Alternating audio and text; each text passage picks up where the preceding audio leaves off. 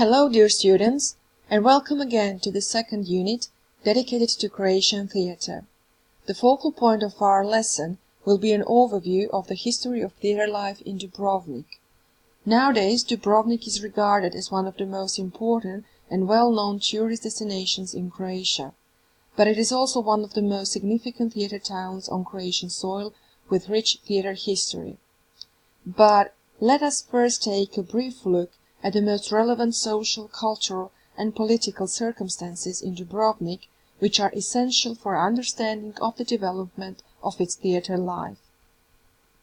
Between the 14th and 19th century, Dubrovnik, with its surrounding area, was a free state, known as the Republic of Ragusa or the Republic of Dubrovnik, in Croatian Dubrovačka Republika, whose overall prosperity achieved its peak in the 15th and 16th century in the Renaissance, and was also enlarged due not only to its successful seafaring trade, but also to its good diplomatic relations with Italy, especially with the Republic of Venice, that was the Republic of Ragusa's major rival at that time, and the Ottoman Empire on the other side.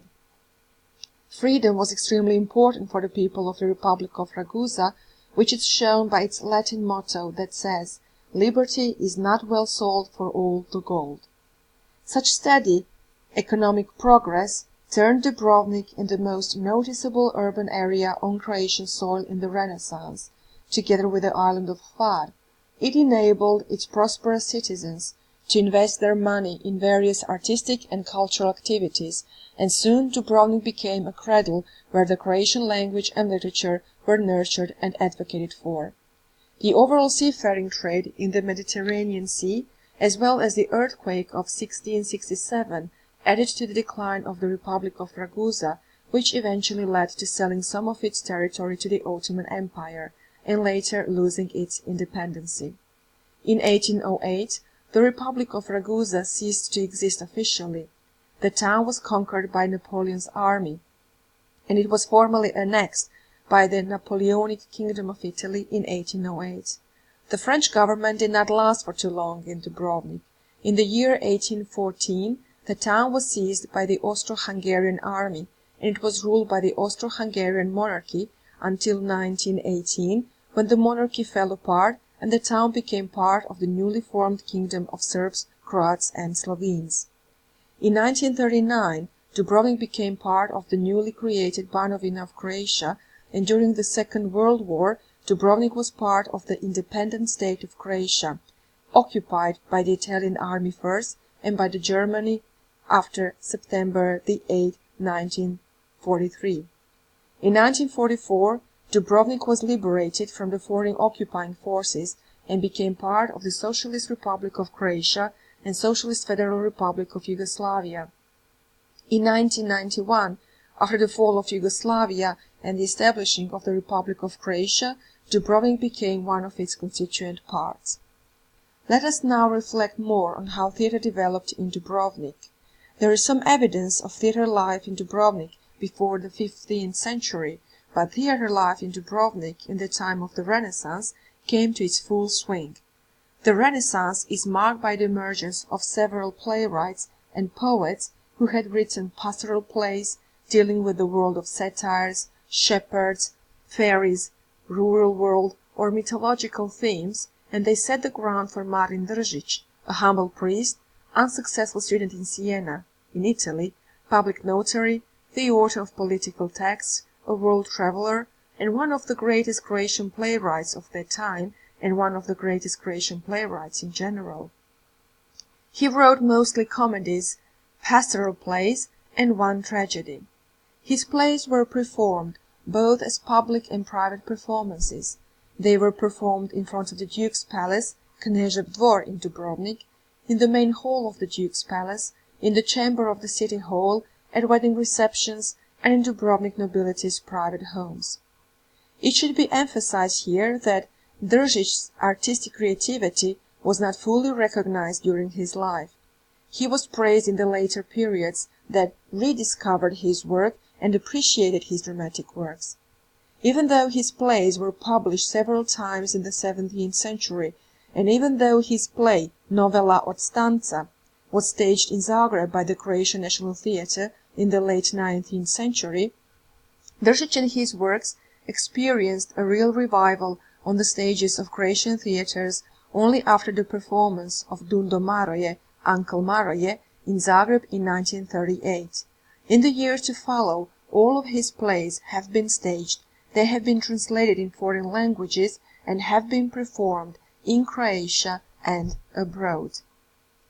The next major theatre figures in Dubrovnik appeared in the first years of the 17th century, in the Baroque period, and they were Ivan Gundulić and Junije Palmotić, whose dramatic works were performed mostly in front of the Duke's Palace in Dubrovnik. Ivan Gundulić was a Croatian poet, writer, playwright, and a member of the Grand Council and Senate of the town of Dubrovnik. His most significant and famous dramatic work is a pastoral play titled Dubravka, the entire play set in the pastoral woods Dubrava, that deals with topics such as love, obstacles that need to be crossed in order to get married or freedom. Even though the setting of the dramatic world of Dubravka is mythological pastoral, the pastoral play can be also interpreted as a political play, a play that poses a question of a free and happy state, as an ode to the ideal and idealized social order which is governed by the divine principles of justice, truthfulness, beauty, and goodness.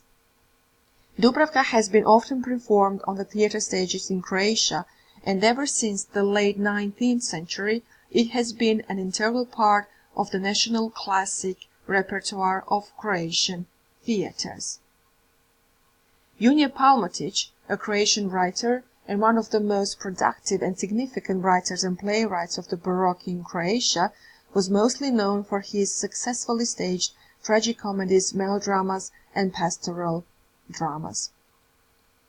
After the earthquake of 1667, the theatre life in terms of Croatian theatre productions in the town of Dubrovnik declined, and it was predominantly marked by foreign professional theatre companies giving performances in foreign languages and staging non-Croatian authors. After 1682, the place where performances were staged was the Arsenal next to the town hall. The Arsenal was adapted and turned into the first indoor theatre building, which was called the Duke's Theatre, in Croatian Kneževsko kazalište, from 1809 until 1817, when it burnt down in a great fire. The greatest part of the theatrical life in Dubrovnik between the 17th and 20th century was supported by traveling theatre companies and opera singers from Italy coming to Dubrovnik to give their performances. Due to the poor financial situation in Dubrovnik, Croatian performers could no longer enjoy the financial support as they used to, so they started to perform as amateurs. The symbiosis between Italians and Croats lasted for 80 years, and it was interrupted by the French reign over Dubrovnik. The French also organized theatre in the Arsenal, in the Duke's Theatre, and their plan was also to organize their performances in the great hall of the palace, and to turn it into a theatre space.